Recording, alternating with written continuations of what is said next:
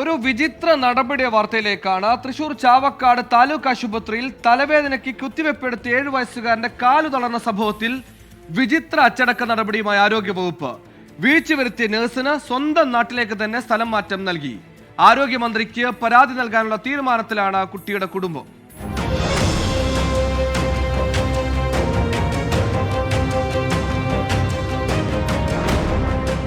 കഴിഞ്ഞ ഡിസംബർ 1 ചാവക്കാട് സ്വദേശികളായ ഷാഫിൽ ഹിബ ദമ്പതികളുടെ മകൻ മുഹമ്മദ് ഗസാലിയെ തലവേദനയെയും ഛർദിയെയും തുടർന്ന് ചാവക്കാട് താലൂക്ക് ആശുപത്രിയിൽ പ്രവേശിപ്പിച്ചത്. ചികിത്സയുടെ ഭാഗമായി ഗസാലിയുടെ ഇടത് കൈയിലാണ് ആദ്യം കുത്തിവയ്പ്പെടുത്തത്.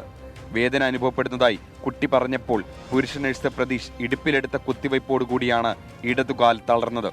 പ്രതീഷിന് വീഴ്ചയുണ്ടായെന്ന ആശുപത്രി സൂപ്രണ്ടിന്റെ അന്വേഷണ റിപ്പോർട്ടിന്റെ പശ്ചാത്തലത്തിലായിരുന്നു ആരോഗ്യവകുപ്പിന്റെ സ്ഥലംമാറ്റൽ നടപടി. എന്നാൽ സ്ഥലം മാറ്റം കിട്ടിയതാകട്ടെ സ്വന്തം നാടായ ഇരിങ്ങാലക്കുട താലൂക്ക് ആശുപത്രിയിലേക്ക്. ഇതിനെതിരെ ആരോഗ്യമന്ത്രിക്ക് പരാതി നൽകാൻ ഒരുങ്ങുകയാണ് കുടുംബം. നഷ്ടപരിഹാരം ആവശ്യപ്പെട്ട് കോടതിയെ സമീപിക്കാനും കുടുംബം ആലോചിക്കുന്നുണ്ട്. വീഴ്ച വരുത്തിയ താലൂക്ക് ആശുപത്രിയിലെ ഡോക്ടറെ നേരത്തെ സസ്പെൻഡ് ചെയ്തിരുന്നു. താൽക്കാലിക അടിസ്ഥാനത്തിൽ ജോലി ചെയ്തിരുന്ന ഡോക്ടർക്കെതിരെയായിരുന്നു നടപടി. നഴ്സിനെതിരെയുള്ള നടപടി സ്ഥലം മാറ്റത്തിൽ ഒതുങ്ങിയതിൽ ആശുപത്രിയിലെ ഒരു വിഭാഗം ജീവനക്കാർക്കും അതൃപ്തിയുണ്ട്. 24 തൃശൂർ.